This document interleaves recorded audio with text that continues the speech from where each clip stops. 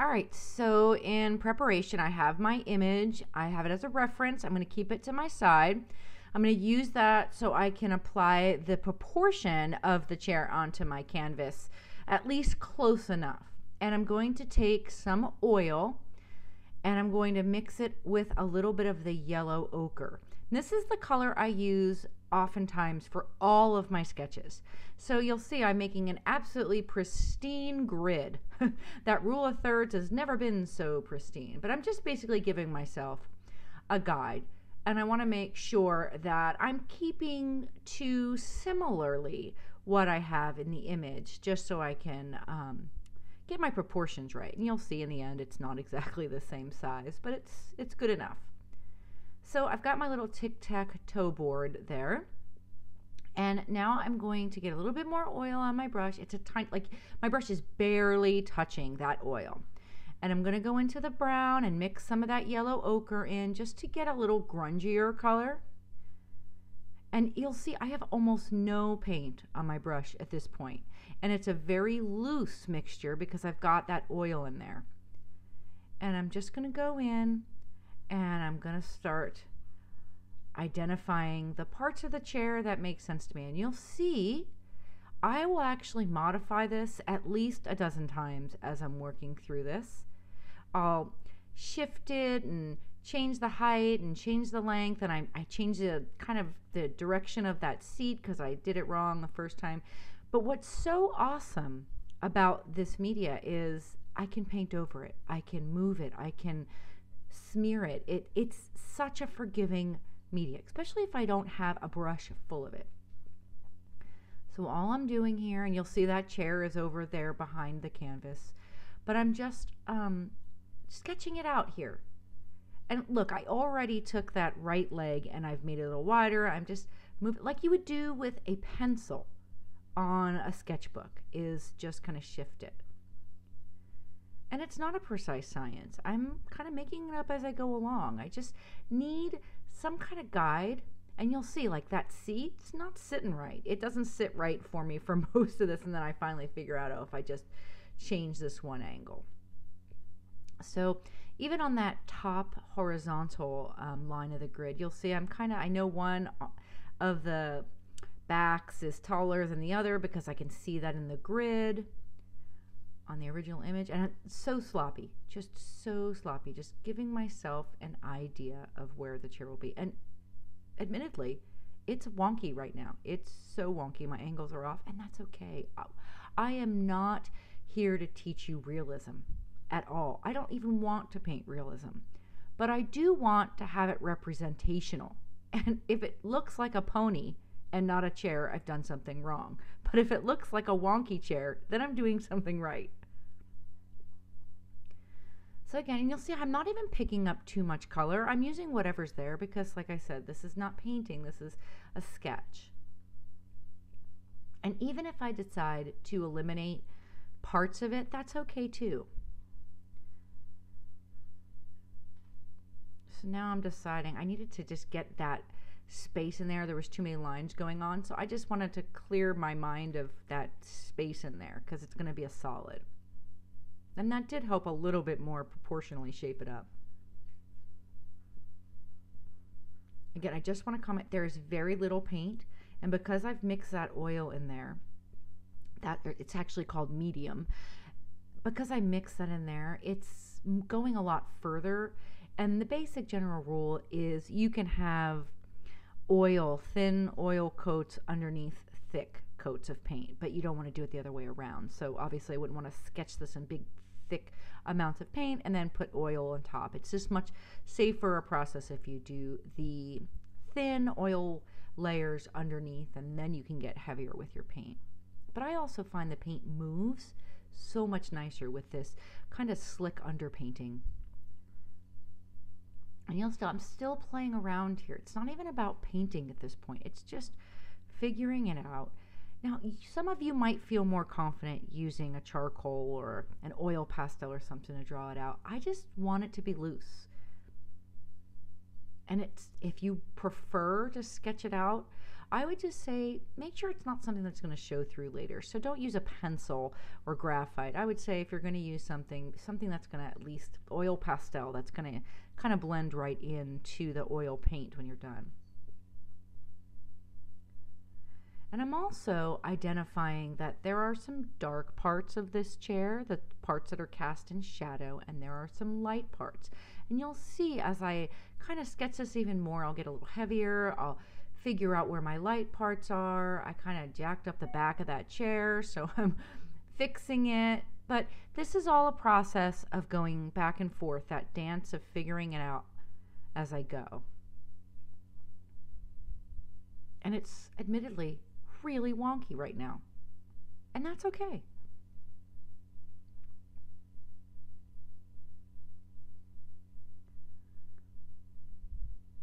Still just playing with those angles.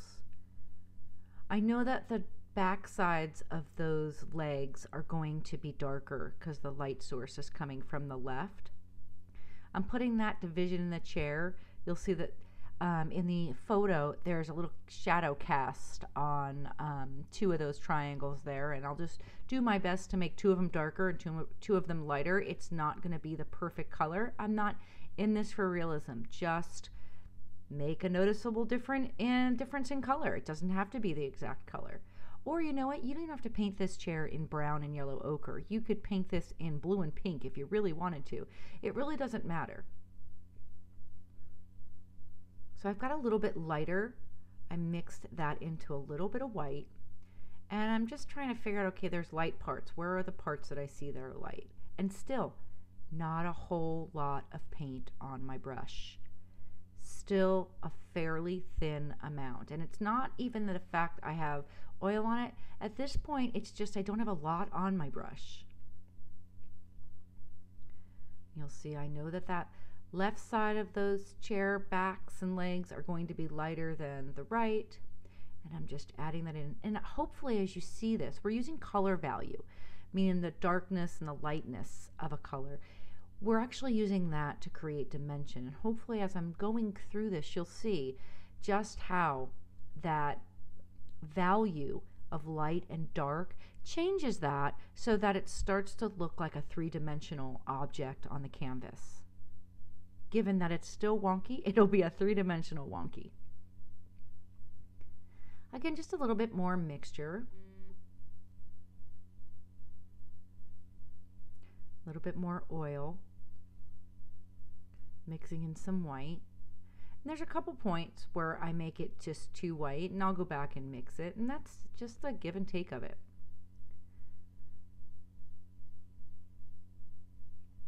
There's, again, no right or wrong. I want you to learn to paint what you see. And everybody can stand there and watch an accident and have a different account of it. So that's kind of like painting. When you start to interpret what you see, it doesn't have to be right or wrong. It's just your view of it. And I want you to paint that. As silly as that might sound, you're the artist and you get to decide what you want it to look like in the end. And if it's not the best painting you ever made, well, if it's the first oil painting you've ever made, you gotta take that into account. So just go with the process. And I learned so much by painting what I saw over and over again until I finally understood about angles and shape and value. So also take this lesson and paint it again and paint it again and just have fun with it.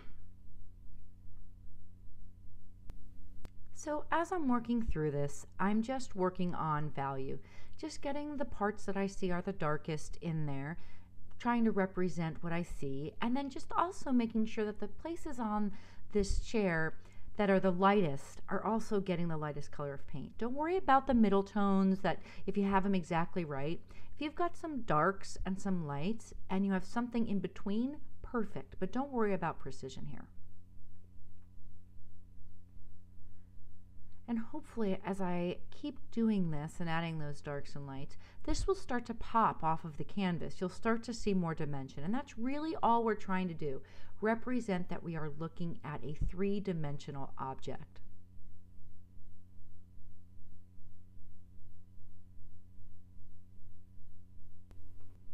You'll see I'm just putting a little bit more oil on my brush, mixing up the light areas. Again, I'm just trying to make sure that if I see a light area, I'm representing it on the piece. And again, light's lighter, dark's darker, and the middle tones, they're just going to happen.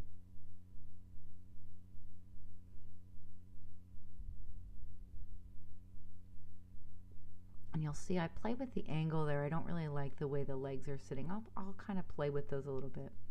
But right now I'm just putting a little bit of those lights and darks in, and I realize that even as I'm fiddling around, I might have made light areas where I shouldn't have, but I'll go back and I'll fix that.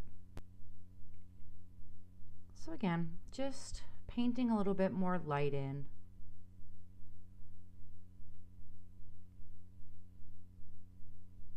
And keeping your subject simple is such a better way to learn to paint, especially with a new media. If this is something you haven't painted with before, don't try to paint, a bouquet of flowers, because that's actually a little bit more difficult than something that is a singular thing.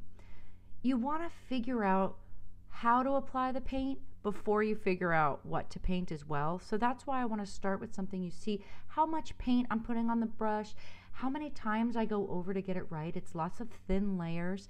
I always start with the darkest color first because it's much easier to make a dark color lighter than it is to make a light color darker. So just keep that in mind as you're putting color down. Make sure that your dark values go in first. And you saw as I did that, I put the darker ones in. And you see, if I put dark color on there now, it's just getting softer. So, and I'm purposely doing that now, but if it wasn't as dark before, it wouldn't have stayed that dark. And I'm starting to like this. So now I'm wondering, where do I tap the brush next?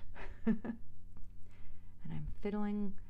It's mostly just fiddling here at this point. All right, so here's a little tip.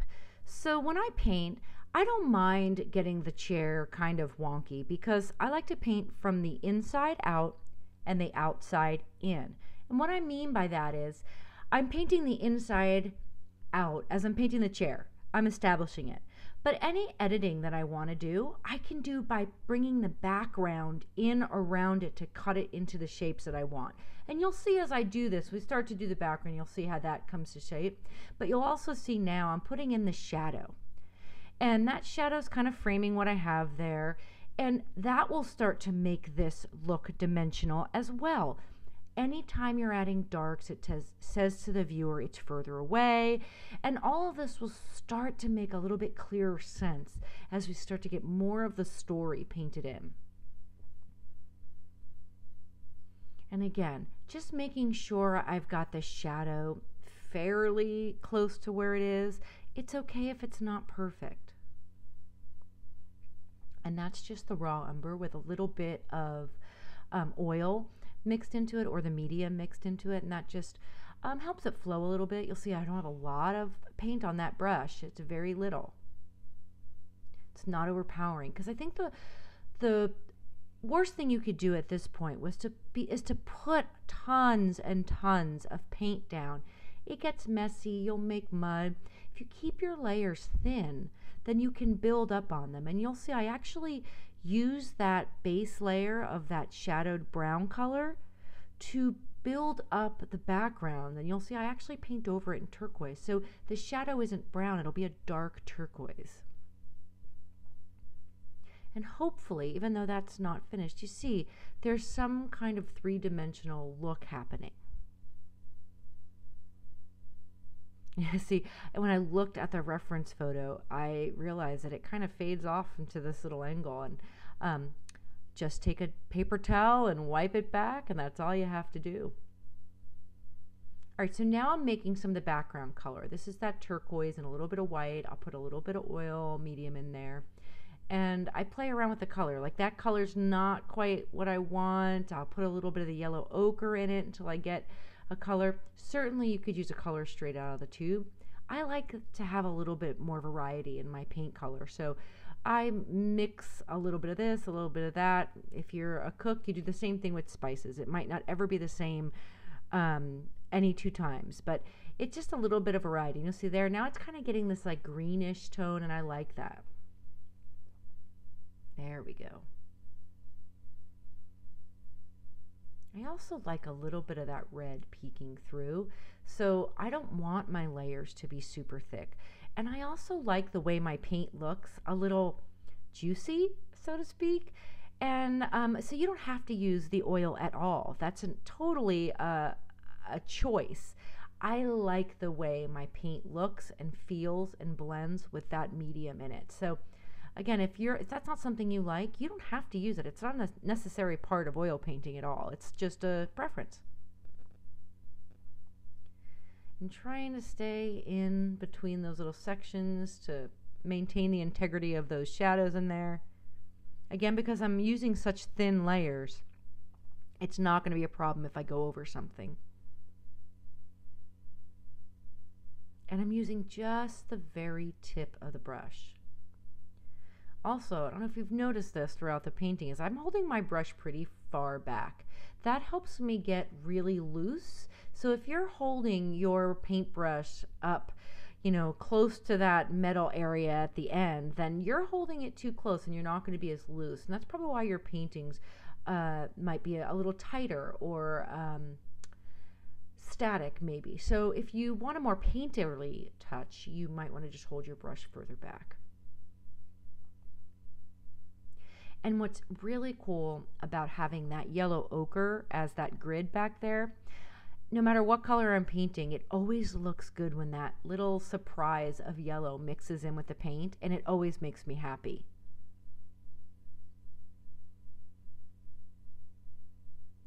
I'm just mixing globs of color there. And you'll see every time I go into the paint, it's a different color because I mix a little bit of this, a little of that, and I'm touching more than one spot with it, so it just doesn't look like a grid of color here or this color there. And this is how I'm shaping the chair. If you can see, this is working from the outside in now. I will actually shape up the back of that chair by just kind of cutting in with the background. So inside out was painting that chair. I painted the chair and it just kind of stretched out. Maybe it got a little wonky, a little wide, but I can edit it by painting in the background around it. So it's just really a great way because it stays movable and wet. I can actually keep making decisions about my design as I'm painting. And right there, I don't know if you saw, but I shaped up the back of the chair there, right where the seat meets.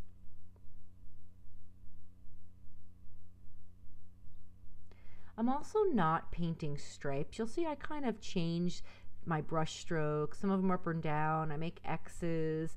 So that's another thing to think about. Typically with acrylic, I find that I could very easily fall into the madness of stripes, left and right or up and down, where I can capitalize on my brush strokes with oil because it's just such a juicy medium, and it really just looks painterly. Now this is again where I mentioned before, I'm going over that brown, that raw umber, because I want my shadow to reflect my background color, but I just wanted a darker version. So instead of painting it and mixing that color, I actually mapped it in so that when I came back in with a darker turquoise, it really picked up the richness of that shadow.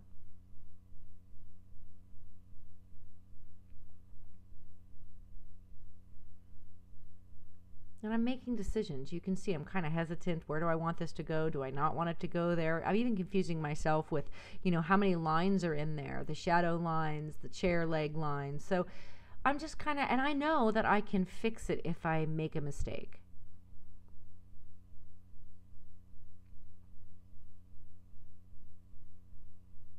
I'm not even cleaning my brush in between.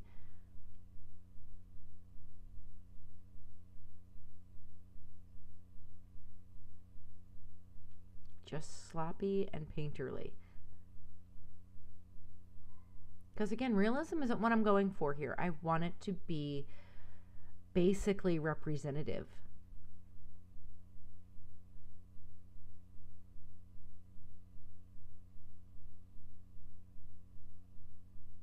A little bit more paint on my palette. And you'll see I use barely any paint, which it's so awesome. Compared to acrylic, I could use a tube of paint, no problem.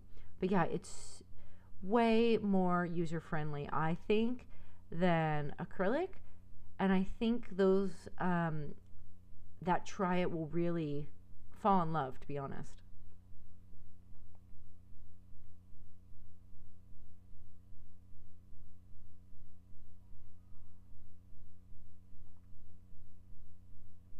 Again, subtle touches here. There's not a whole lot of big paint strokes going on. I'm just making decisions, touching, trying to get things where I think they should be. But if it doesn't, I can change it, move it around.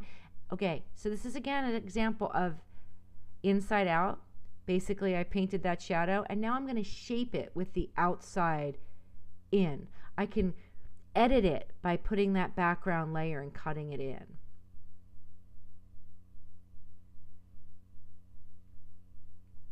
There's again an edit. I shaped that leg by working the background up to the side of that chair and made it a little bit more thin.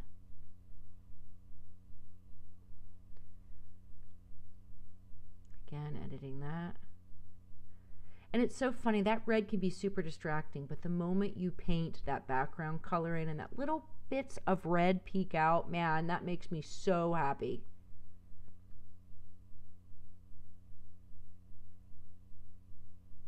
Typically I use a very cool palette, so that red in there just helps give it a little bit of warmth.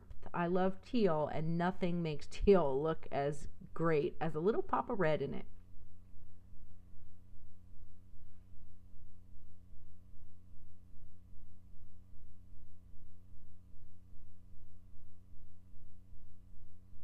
You can run the risk of putting too much oil in, so just know if it's like drippy, then you've probably got too much oil. I probably have too much oil in that right there. It's a little bit loose, so I'm adding a little bit more white.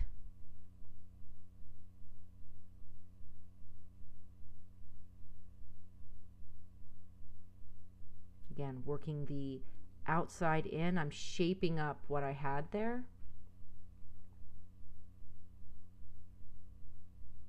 I'm touching more than one place because I made that light on that background super light. I just don't want it in that spot. So you'll see me take my brush and touch a couple more places so that I have a little bit of that somewhere else, so it just doesn't look so perfectly placed and contrived.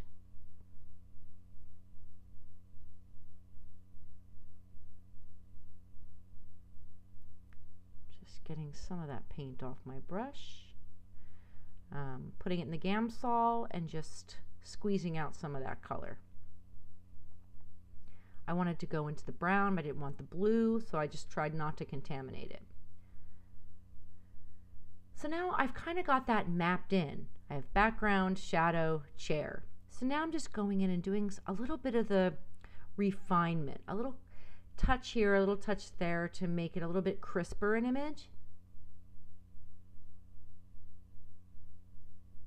Not a whole lot of oil being added to my paint at this point because I need it to go on fairly thick at this point because I want it to be potent. I don't want it to be very loose. So usually after I get my first, I call it mapping, you kind of map in your design. When I go back in to refine the layers, not that I never use oil, but I tend to use a lot less oil.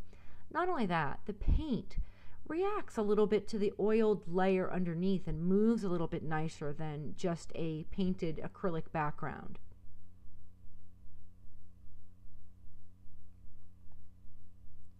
Making my darks darker.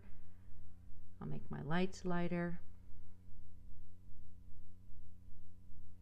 And really what I'm doing here is the light is coming from the left side, so the right side would naturally be darker, and I'm just trying to paint that in.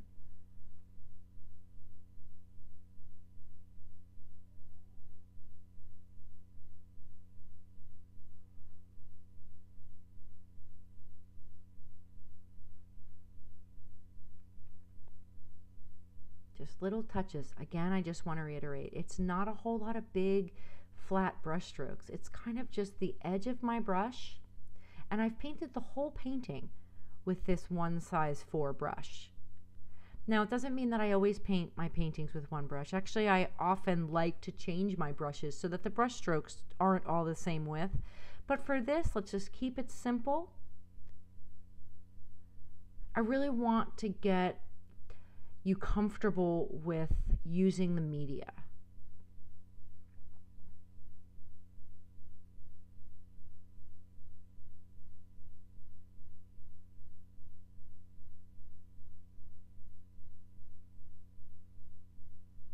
And this is in real time, so this is exactly how long it took for me to paint this. And even my hesitations, what am I looking for? I'm kind of looking, you know, as I step back, is that right? Is that right? I'm looking to my left where the image is, just to make sure I'm capitalizing on what I see there.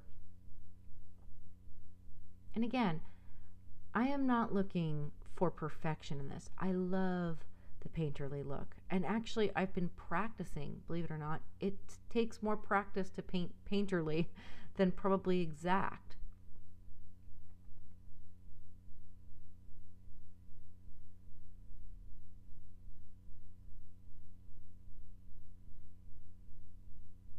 Very little tip of that brush on there.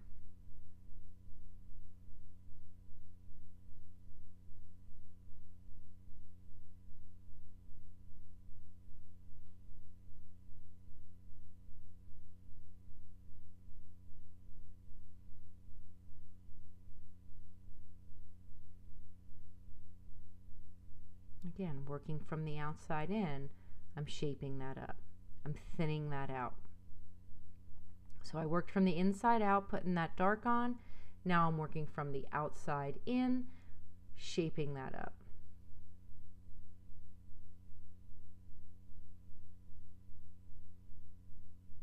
Same thing on the other side. Just working from the outside, that background, I'm using that background color to kind of straighten up what I'd had there.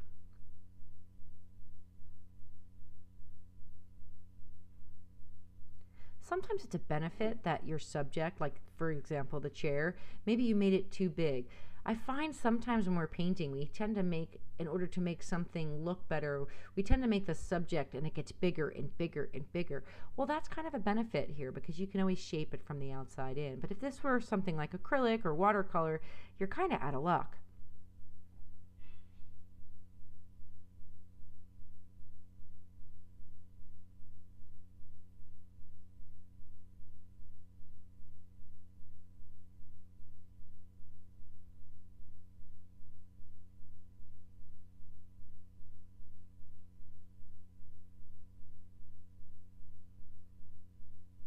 Clean my brush one more time.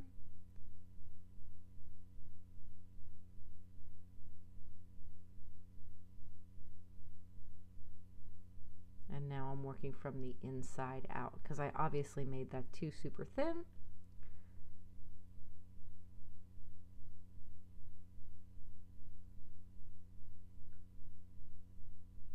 That's better.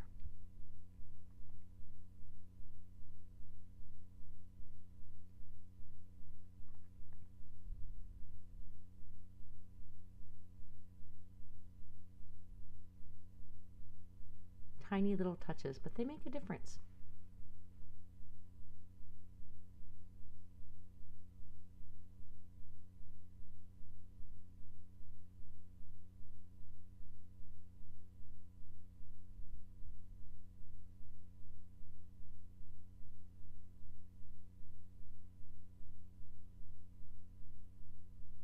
Again, that, did you see me touching to the left, touching to the right? I just don't want one's color to end up just on one side. It should be a little bit here, a little bit there.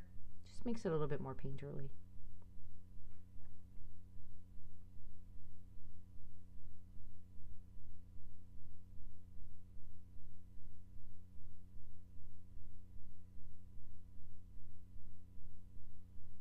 Clean my brush off one more time.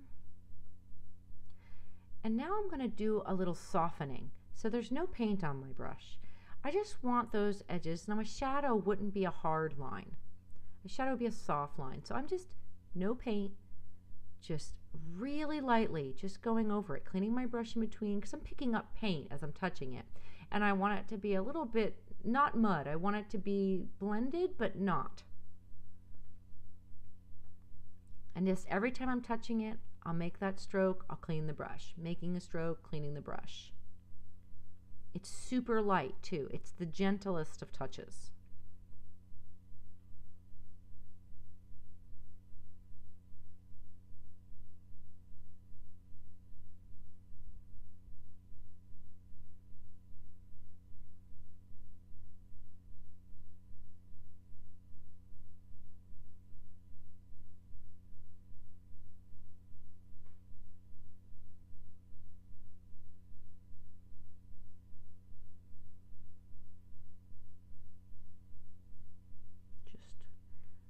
Trying to make those legs a little bit darker over there.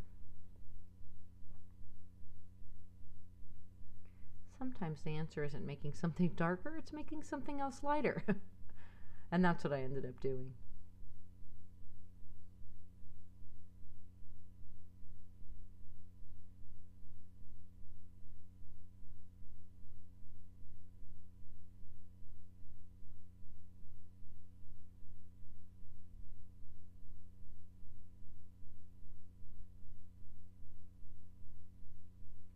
So essentially, dark colors recede and light colors come forward. And that's the illusion we're creating here. That's how you create depth. So that, say that center part of the chair, that's showing that it's further down. So that all of those angles kind of go to the center just by having that little touch of dark there. The light next to it is showing that it's catching the light. It's a little bit raised.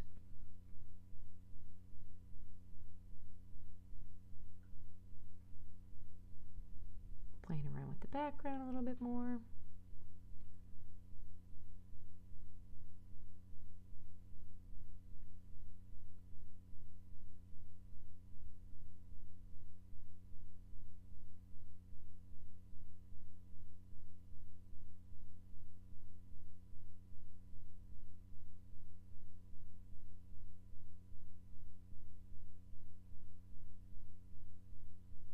Subtle little touches.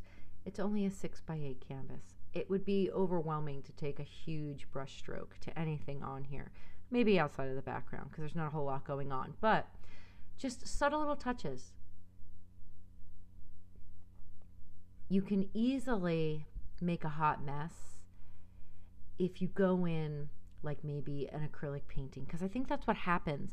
I think people that make the transition from either watercolor or acrylic to oil, it's just a whole nother way to paint. And I think when I first started oil painting, I actually had somebody tell me, you're painting oil like an acrylic artist. And I didn't know what that meant. And I realized that I can do a lot more with a lot less in oil. So that tool right there is called a wipeout tool. Just got a rubber tip. And this is how I sign my work. Instead of writing my name on it, I actually scrape the paint off of it. The background being red, it allows me to leave my name. All right, so that's it for the first piece. I want you to really just take your time, gentle touches. There's no perceived expectation of perfection. It's a new product, a new media for you. I want you to really take your time, and I want you to ask questions. So if you're working through this and you're just confused, don't hesitate. Email me, Donna@DonnaDowney.com, and I'll do my best to answer you. And if you have the question, certainly someone else probably has the question too. All right, well, that's it for this part of the lesson, and now let's really talk about cleanup.